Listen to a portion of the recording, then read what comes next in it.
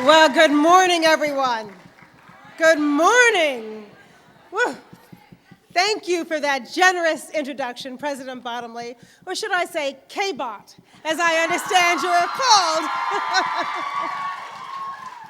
Of course, I'd like to recognize the Board of Trustees, faculty, staff, alums, all who have contributed to the extraordinary Wellesley experience. A round of applause for them, please. To the parents, the grandparents, the family, friends, without whose support and love this day would not have been possible. Congratulations to all of you as well. And of course, the class of 2013. This is your day.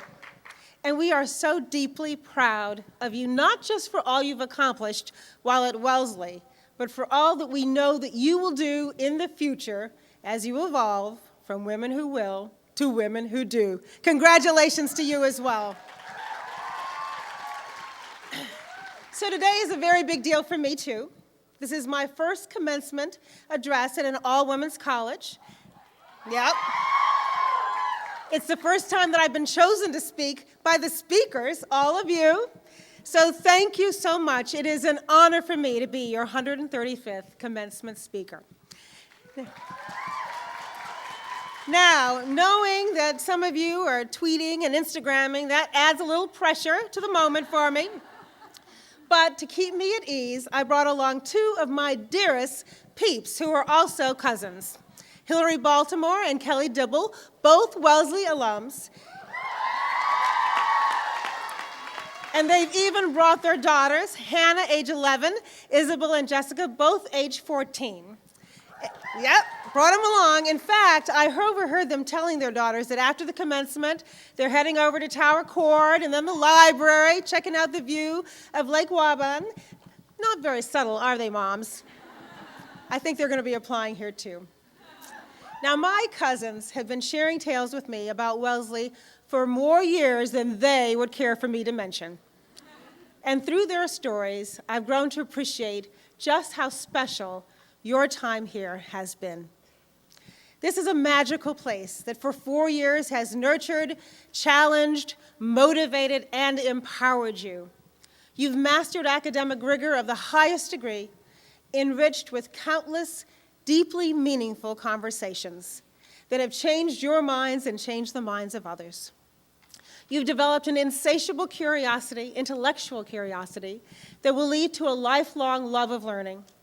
You've trayed down the hill, rolled hoops, stepped, sung, laughed, cried, and grown, all with friends who I am confident you will treasure for life.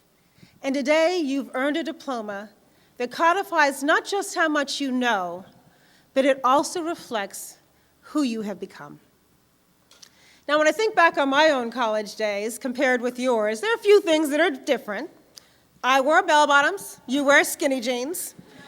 I listened to Diana Ross, still do. You danced to Beyonce. When I was in college, we didn't have cell phones or even call waiting, which made it easy to duck calls you didn't want to have. A tumbler was something that we used for cocktails. The only Facebook page that I had was in my yearbook, and Congress was full of too many men who thought they should decide how to make decisions for women. Well, I guess some things haven't changed. So today is, of course, your commencement, a new beginning of the next phase of your life. And if you're feeling anything like I was in my early 20s, you're a little bit uncertain about what lies ahead. The truth is, you're going to have your ups and downs. You're going to fail, you're going to succeed. But I hope that you'll discover, sooner rather than later, how to live life on your terms. And to get started, I'll share some of the advice from lessons that I've learned, often the hard way, along my journey since I was in your seats a long, long, long time ago. So, let's begin. First, you gotta be flexible. If you're willing to be flexible, you will find your true passion. So don't restrict your options and limit your potential with arbitrary self-imposed deadlines. During my senior year of college, I made what I thought was the perfect plan. First, I'd head straight to law school. Then I would find and marry the love of my life by the time I was 26. Have my first baby by 30, ever mindful of my biological clock, and make partner at a great law firm by the age of 31. That was my plan. Well, I went straight to law school. I married the figurative boy next door. After practicing for 3 years at an excellent law firm, I moved to another firm that I thought was even more prestigious. My daughter was born just before my 29th birthday. Right on schedule, huh? Well, not so fast. By 30, I was separated from my husband, and the same year, I clearly remember sitting in my lovely office with a magnificent view and staring at a very lucrative paycheck and bursting into tears because I was miserable. So I had a decision to make. Keep following my plan, that perfect plan, or be honest with myself and search for my true passion. A year earlier, at the recommendation of Jean Allard, a senior woman partner at my firm and my first real mentor, I had participated in a Young Leaders program that exposed me to a diverse range of business and civic and political leaders, all working to make Chicago better. That experience motivated me to finally consider public service. So I took a leap of faith, and I began my career in the public sector. I moved out of that cushy office and into a tiny cubicle with a view facing an alley. But from my very first day, I knew that I was right where I belonged. And as a bonus, 4 years later, I hired a brilliant young lawyer with whom I instantly bonded because she too had become disenchanted with the law firm life, and she wanted to serve her community. Her name was Michelle Robinson. Woo. And when we met, she was engaged to this skinny guy with a funny name named Barack Obama. And the rest, well, you know the rest. Now, I'm not promising that if you join local government that you'll make friends with the future president of the United States of America, but I do encourage you all to consider public service at some point in your career, either through a full-time government position or through part-time community service. Goodness knows we would all be a lot better off if there were more women in Congress. But the lesson really is it is so healthy to explore so that you may discover unanticipated detours that will actually hasten your achievement of your dreams. Do not blindly ignore opportunities to change course, and certainly do not let others impose their priorities on you. Right. From the neurobiologist who becomes an author of children's books, to the editor of Law Review, who I know so well, who decided to run for state senate, to the mother of 3 who decides to go back to school when her children are older because she always dreamed of being a doctor, to the mom or dad who decides to scale back their responsibilities at work in order to spend more time with their children. These are not decisions that should be judged by others. These are decisions that reflect the choices that people make living their own lives. But to do this requires you to push beyond that comfort zone and to be resilient, which is my second lesson. Please be resilient. I guarantee that everyone here who challenges the status quo, you're going to face criticism, you're going to face disappointment and setbacks. Change is hard, very hard, as we have learned. You'll make mistakes, you'll fail, you'll face rejection. In fact, if you never slip and fall, I would say that you're being too cautious. Don't let fear debilitate you. And, for example, I used to be petrified of public speaking. Hard to believe, right? I avoided it at all costs until I landed a big job where one of my principal responsibilities was public speaking. Well, fear of failure motivated me to practice over and over and over again, and slowly I began to realize that just because I was nervous did not mean I had to show it. And over time, what once took courage, I now enjoy. And you don't have to turn every one of life's injustices into a thing. No matter how hard you may try, not everyone is going to like you or even like what you have to say or show you the respect that you have shown one another during your time here at Wellesley. I remember this every single time I look at my Twitter feed, which is daily. You will inevitably encounter people, both professionally and in your personal life, who try to shine at your expense and undermine you wherever they can. They'll deliberately try to hold you back and break your spirit. Be patient, keep focused on doing your best, shrug, laugh, bounce back, and over the long haul, you'll earn your colleagues' respect, your bosses will recognize your talents, and your true friends will reveal themselves. And if they don't respect you after you've given it a fair shot, go back to lesson number 1. Be flexible, move on, prove them wrong. The best possible revenge is success.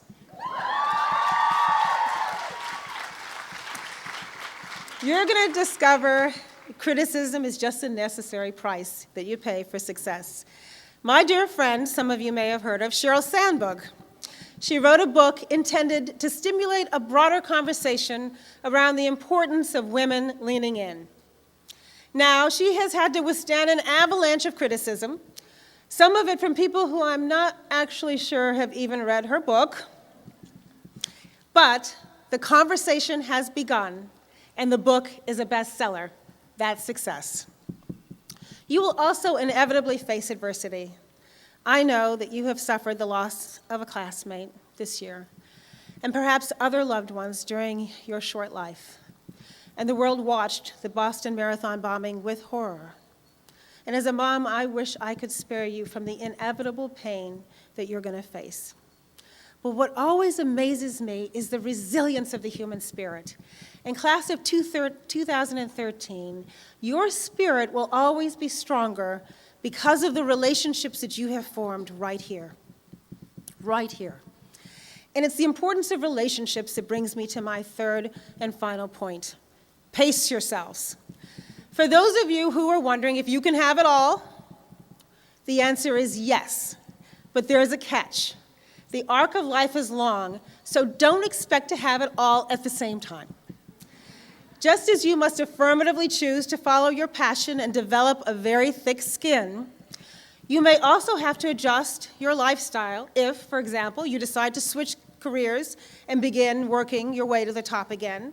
You may decide not to have children because you love the fast pace and you want to travel with your job. You may see some of your classmates achieve success in their careers faster than you because you decided to stay home with your children for a few years. Don't look at your decisions as sacrifices. They are choices that just simply illustrate your priorities. You have choices because you stand on the shoulders of others who have given you the ability to choose. It is a rare privilege for all of you who are seated here today. So make sure that you reach back and afford others that same opportunity.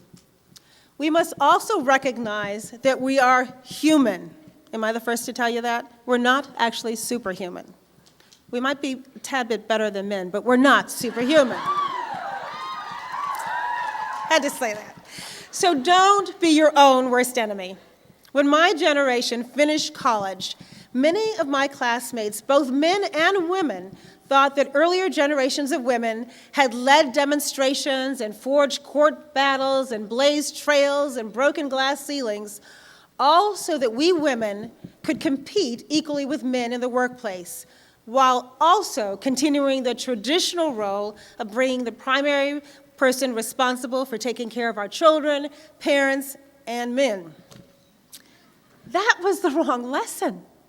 That was the wrong lesson. I spent my 20s and 30s taking great pride in trying to be superwoman, proving to both myself and to others that I could do everything.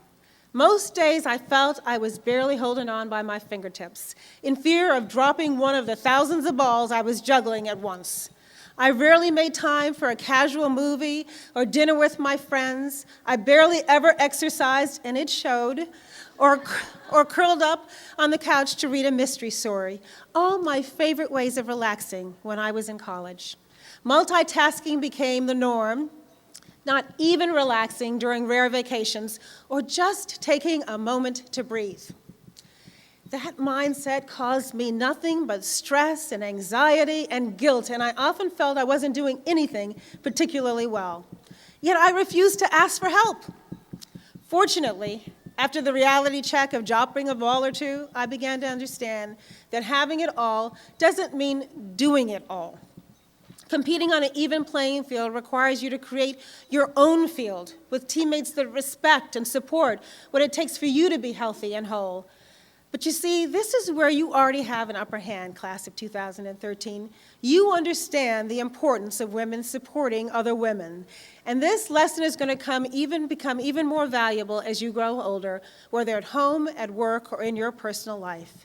You're going to need to lean on others, and let me explain. As soon as I finally learned to ask for help, my parents were right there. I was very lucky. My dream job at the city often meant leaving early in the morning and working late at night, and my dad took my daughter to and from school every day, and my mom would read to my daughter in bed until I could rush home to tuck her in. Without their support, I could never have thrived in such a demanding job. But having women at work in whom you can confide, completely trust, and who have your back is just as important. You all know my current boss, and I'll have more to say about him in just a moment. But here's a story about an earlier boss, Mayor Daley. He's a somewhat intimidating figure to most, still is. And soon after he promoted me, he convened a meeting with a few members of his cabinet, including Susan Schur, who was a corporation counsel and one of my dearest friends, and also a single mom at the time.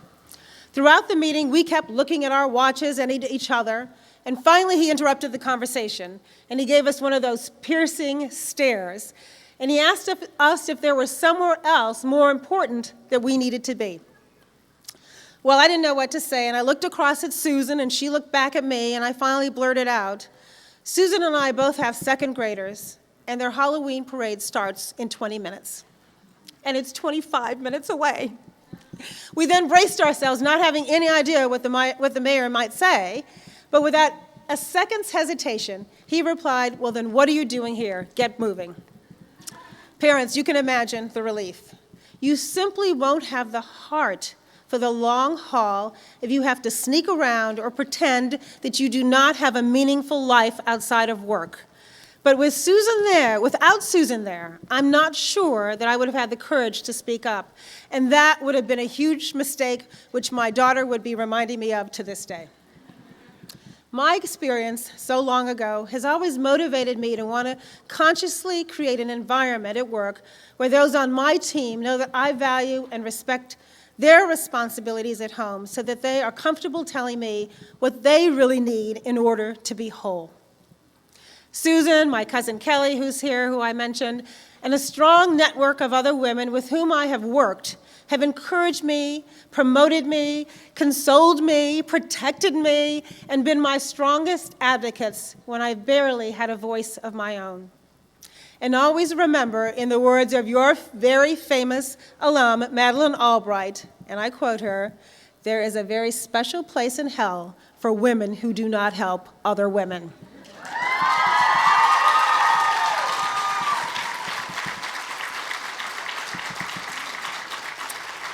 Now, it also helps to have a support from the top, and there's no secret how I feel about my current boss. He was raised by a single mom, married a strong and gifted woman, and tries mightily to ensure that his daughters will be able to reach for the sky with the wind at their back. He takes great pride that the very first bill he signed when he became president was the Lilly Ledbetter Fair Pay Act that strengthens a woman's ability to get equal pay. And also, right off the bat in his second term, he signed the reauthorization of the Violence Against Women Act. A couple of months after first taking office, he created the White House Council on Women and Girls that I am so proud to chair. And he has prioritized appointing women to key positions from his only 2 appointments on the Supreme Court to his cabinet, including our outstanding former Secretary of State, also your alum, Hillary Clinton. He supports policies that encourage girls to take courses that will lead to careers in STEM fields. He promotes workplace flexibility by leading by example. He has made ending human trafficking a top priority, both at home and abroad. And of course, he's a relentless protector of a woman's ability to care for and control her own body, including graduates, a provision under the new Affordable Care Act that allows you to stay on your parents' insurance until you're 26. Also, under the health care plan, being a woman is no longer a pre-existing condition, which will jack up your rates. Insurance companies can no longer charge you higher premiums just because of that. And you have preventive health services, including, yes, birth control at no additional cost.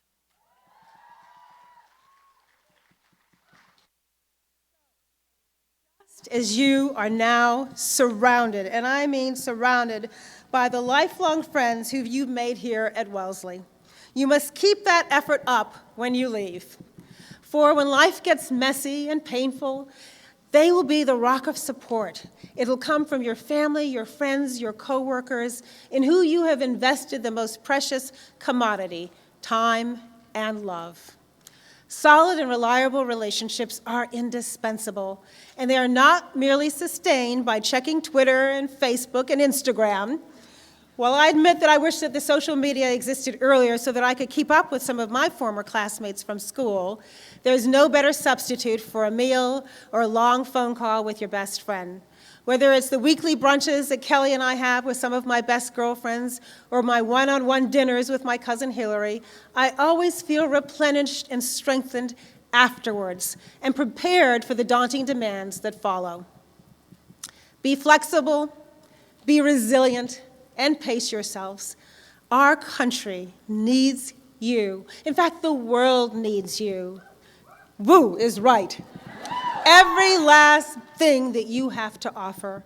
Our challenges ahead are great, but so too are the opportunities for positive change that I know you'll create if you remember not to only minister unto, but to minister.